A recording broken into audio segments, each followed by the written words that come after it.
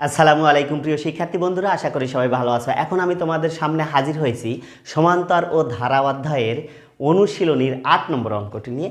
৮ নম্বর অঙ্কটিতে ক, খ, গ এবং ঘ 4টা অঙ্ক দেওয়া আছে।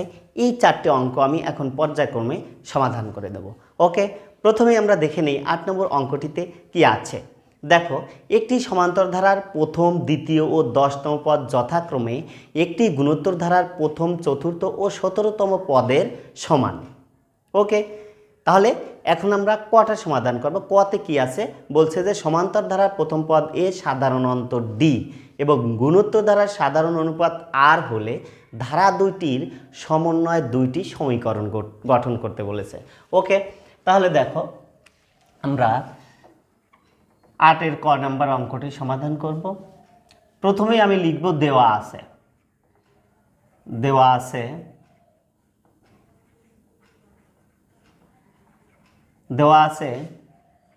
সমান্তর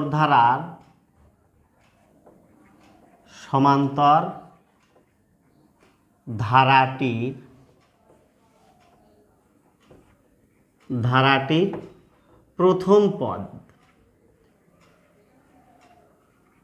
প্রথম পদ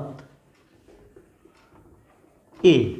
ওকে, এরপরে সমান্তর ধারাটির সাধারণ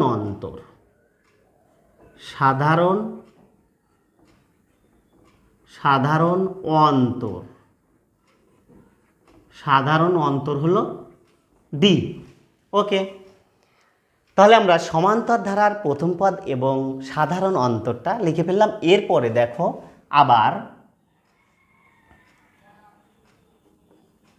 আবার গুণোত্তর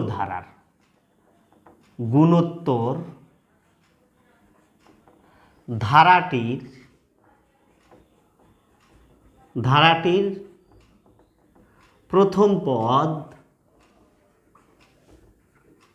প্রথম পদ হলো এ। ওকে, এবং গুণোত্তর ধারার সাধারণ অন্তর, এখানে কিন্তু সাধারণ অন্তর হবে না, সাধারণ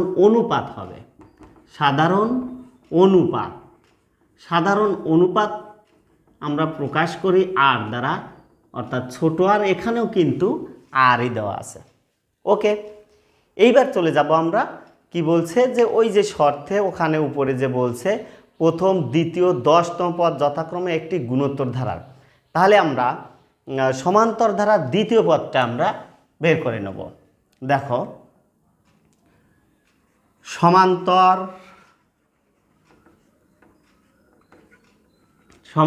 ধারাটির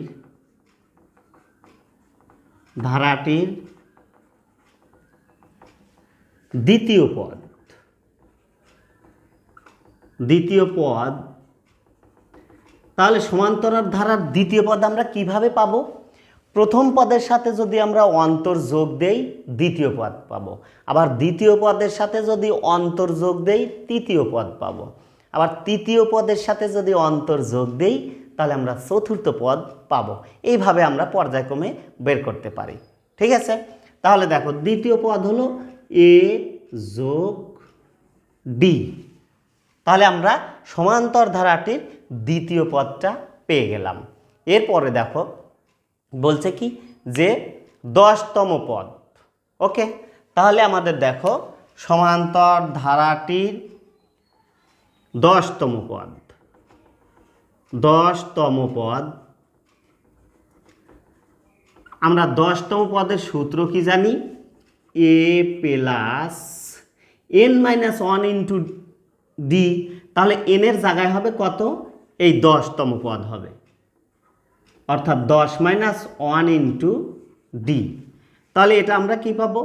এখানে আমরা পাবো হলো এ প্লাস 10-এর মধ্যে যদি 1 বাদ দেওয়া যায় তাহলে থাকে 9, তাহলে 9d। ঠিক আছে, তাহলে আমরা সমান্তর ধারাটির দ্বিতীয় পদ পেলাম এবং সমান্তর ধারার 10তম পদও কিন্তু পেয়ে গেলাম। এরপরে চলে যাব আমরা কি গুণোত্তর ধারায়। ওকে, গুণোত্তর ধারায় আমরা প্রথমেই চতুর্থ পদটা বের করব। দেখো, তাহলে আমি লিখতে পারি যে গুণোত্তর ধারার গুণোত্তর ধারাটির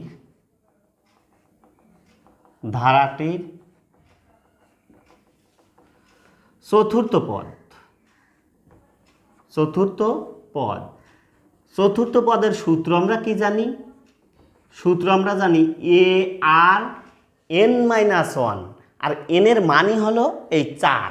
ঠিক আছে, তাহলে আমরা এখানে লিখে দিতে পারি 4 - 1 ইকুয়াল, তাহলে আমরা এখানে পাবো হলো AR3।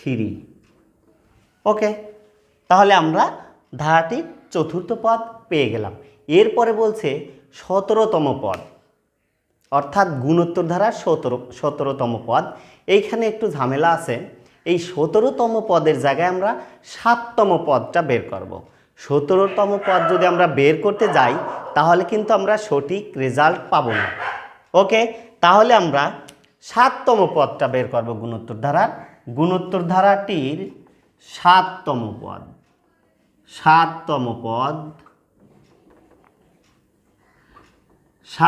পদের সূত্র এখানে আমাদের হলো AR(n-1) মানেই হলো যেহেতু 7 তাহলে 7-1 হয়। ওকে, তাহলে আমরা লিখতে পারি AR6। ওকে, এইবার বলছে আমাদের শর্ত মতে, যেহেতু দুইটা সমীকরণের দ্বারা প্রকাশ করতে বলছে, তাহলে আমরা এখন দুটো সমীকরণ লিখে ফেলব। দেখো, শর্ত মতে দেখো, প্রথমে আছে কি, এই সমান্তরাল ধারাটির দ্বিতীয় পদ সমান হলো গুণোত্তর ধারার হলো চতুর্থ পদ। তাহলে গুণোত্তর ধারার চতুর্থ পদ কত? AR3 সমান হবে A+D। ওকে, তাহলে আমরা লিখব AR3 ইকুয়াল A+D। এইটাই হলো সমীকরণ 1, আমি দিয়ে দিলাম। ওকে, এরপরে আবার বলছে কি যে এই 10তম পদ সমান হলো কত? এই 7তম পদ। ওকে, তাহলে এটা আমরা লিখে দেই যে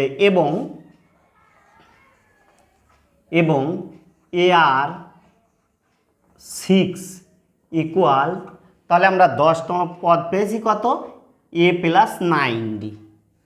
A+9D, এইটা সমীকরণ 2।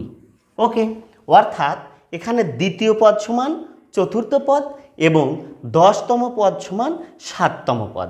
ওকে, এইটাই ছিল আমাদের 8-এর কয়ের সমাধান।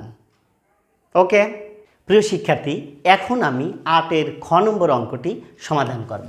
ওকে, দেখো 8-এর খ। এখানে 8-এর খ যদি আমি সমাধান করতে চাই তাহলে প্রথমেই আমি ক থেকে যে দুটো সমীকরণ পেয়েছি সেই সমীকরণ দুটো নিয়ে নেব। ওকে, তাহলে দেখো আমি লিখতে পারি যে ক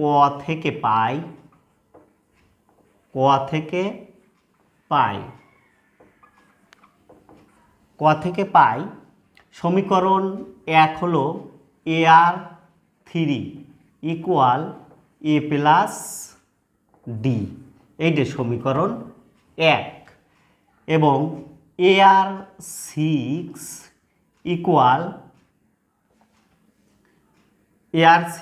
ইকুয়াল হলো A+9D। ওকে, এইটা হলো 2 নাম্বার সমীকরণ। ঠিক আছে, এখন আমরা এই দুটো সমীকরণ নিয়ে নিলাম। এখন 1 নং সমীকরণ থেকে আমরা কাজটা করব। দেখো, 1 নং সমীকরণ থেকে পাই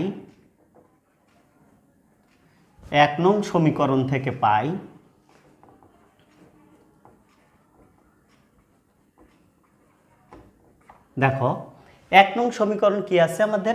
এই এটা এই পাশে নিয়ে আসব। ওকে, অর্থাৎ AR3 - A ইকুয়াল D। এখন এখানে যদি আমি এই বাম পাশে যদি এটা কমন নেই, অর্থাৎ এ কমন নিলে থাকে R3 মাইনাস এই এ চলে আসলে থাকে হলো 1। ওকে, ইকুয়াল D। এইটা হলো সমীকরণ 3। তাহলে আমরা আরও একটা নতুন সমীকরণ কিন্তু পেয়ে গেলাম। এখন আমরা কি করব, এই 2 থেকে 1 বিয়োগ দেব। তাহলে আমরা লিখতে পারি যে 2 বিয়োগ 1 এত থেকে পাই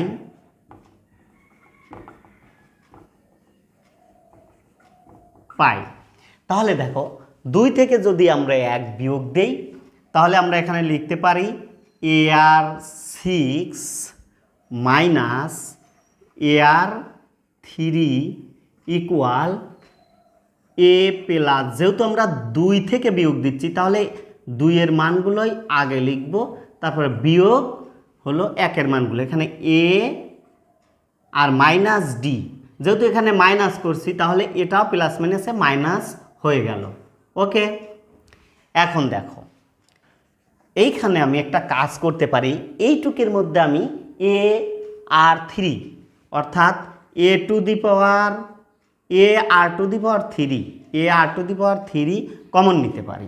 যদি কমন নেই তাহলে এটা চলে আসলে এখানে থাকে আর 6টার মধ্যে 3টে কমন গেলে 3টা থাকে, মাইনাস এখানে কোনো কিছুই থাকে না, কোনো কিছুই না থাকলে সেখানে 1 থাকে। ওকে, এখানে দেখো এটা কেটে গেল, আর এই জায়গাতে আমরা যদি 9টা ডির মধ্যে একটা ডি বাদ দেই তাহলে থাকে আমাদের 8D।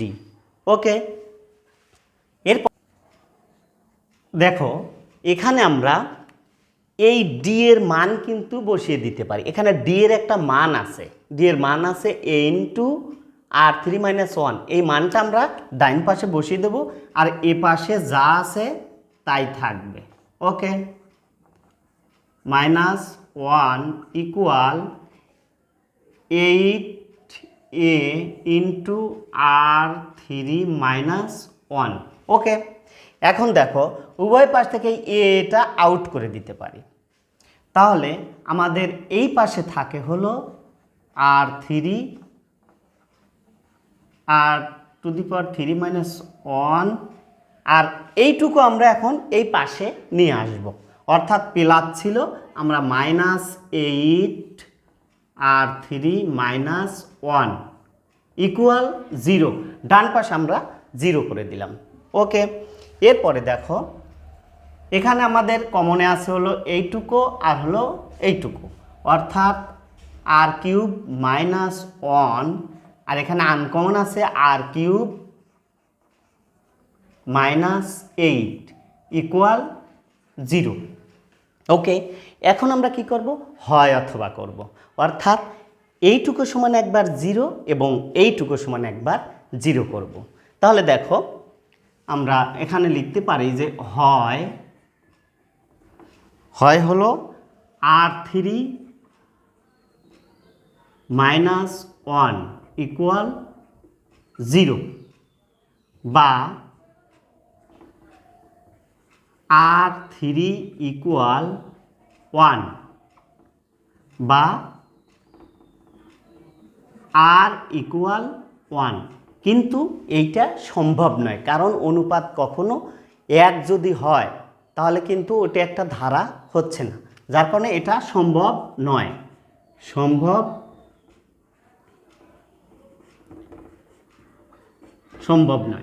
ঠিক আছে, তাহলে এবার আমরা অথবাটুকু করে নেই। অথবা হলো তাহলে R3 মাইনাস 8 ইকুয়াল 0, বা R3 ইকুয়াল 8, বা এখন এখানে যেহেতু R3 আছে তাহলে আমরা এই পাশে একটা কাজ করতে পারি, 8কে আমরা 2-র উপরে 3 দিয়ে আমরা ভেঙে দিতে পারি। ঠিক আছে, কারণ এখানে আমাদের পাওয়ার কিউব আছে, এখানেও আমাদের পাওয়ার কিউব করে দিলাম। তাহলে দেখো এই কিউব পাওয়ার আউট হয়ে যায়, বা R ইকুয়াল 12 হয়ে গেল। সুতরাং তাহলে আমরা R এর মানটা কত পেলাম, এই 2টা পেয়ে গেলাম, অর্থাৎ এইটাই হলো আমাদের অনুপাত R, অর্থাৎ ক্ষয়ে যে মানটা বের করতে বলেছে আমাদের R এর মান অনুপাত, সেটা কিন্তু আমরা পেয়ে গেলাম। ওকে, প্রিয় শিক্ষার্থী, এইটাই ছিল 8-এর ক্ষয়ের সমাধান। প্রিয় শিক্ষার্থী, এখন আমরা 8-এর গ নম্বর অঙ্কটি সমাধান করব। ঠিক আছে, দেখো 8-এর গ। প্রথমেই দেখে নেই অঙ্কটিতে কি বলেছে। অঙ্কটিতে বলেছে গুণোত্তর ধারাটির 10তম পদ 5120 হলে এ ও ডি এর মান নির্ণয় করো। ওকে, তাহলে আমরা লিখতে পারি যে 10তম পদ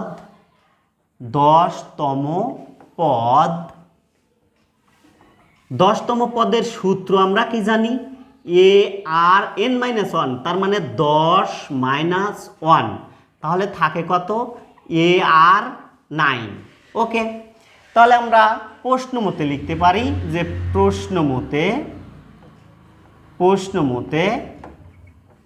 মতে কিন্তু এখানে আমাদের বলেছে কত, এই 10তম পদ হলো 5120। ওকে, এইটা হলো 10তম পদ, তাহলে এইটাকে আমরা সমীকরণ 4 দিয়ে ফেললাম। ওকে, 5120।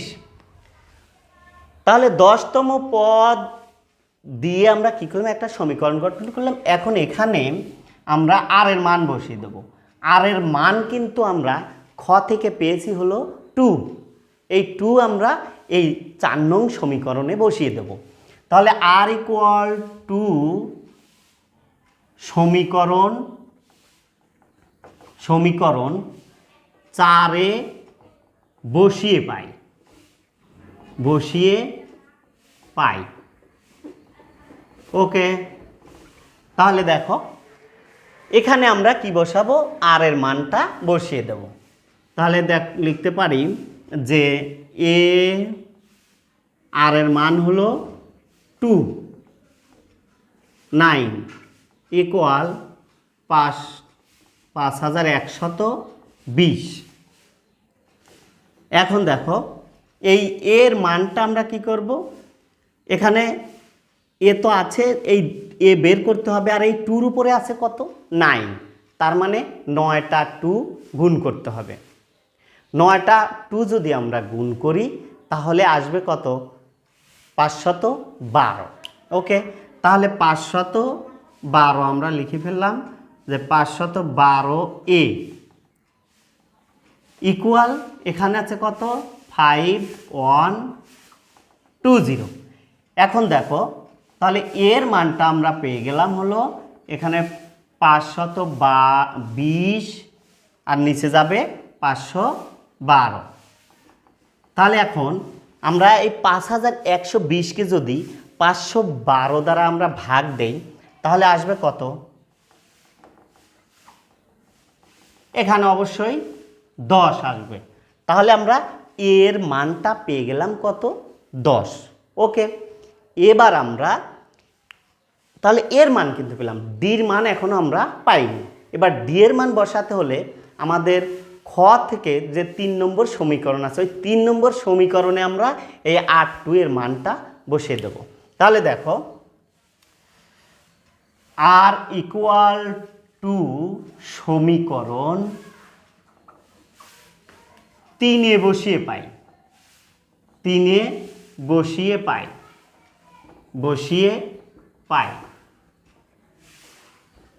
তাহলে দেখো 3 নম্বর সমীকরণটি ছিল হলো আমাদের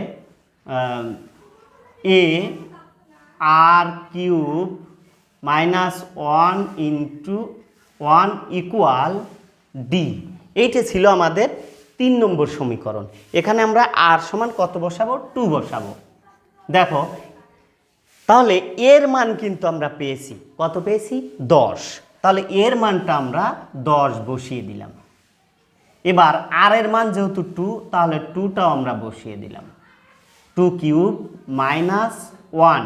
ওকে, আর এর জায়গায় 2 বসালাম, আর এই কিউবটা কিউবই থাকলো, আর এখানে আমাদের ডিটা থাকলো। এরপরে দেখো আমরা এখানে আসতে পারি, তাহলে এখানে 10 আর 2-এর উপরে পাওয়ার 3 মানে 3টা 2 গুণ করতে হবে কিন্তু।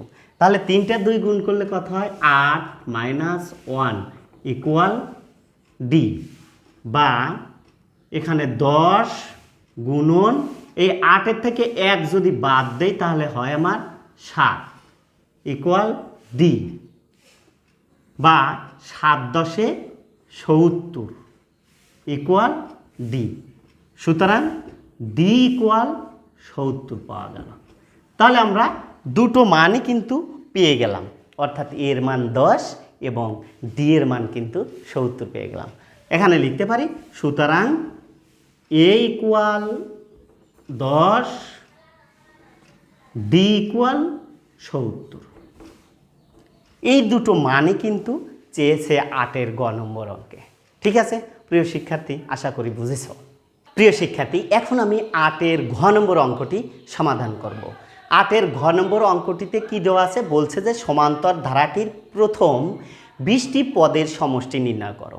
তাহলে এই 20টি পদের সমান্তর ধারার সমষ্টি যদি আমরা নির্ণয় করতে চাই, তাহলে প্রথমেই আমাদের গ থেকে যে মানগুলো পেয়েছি সেই মানগুলো আমাদের গ্রহণ করতে হবে।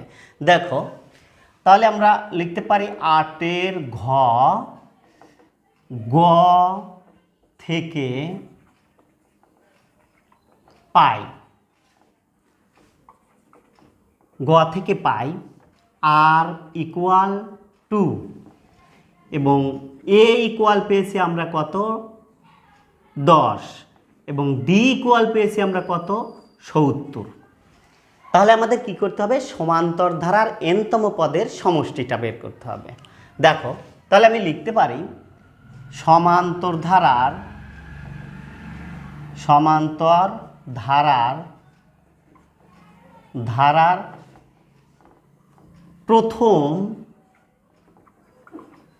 প্রথম এনতম পদের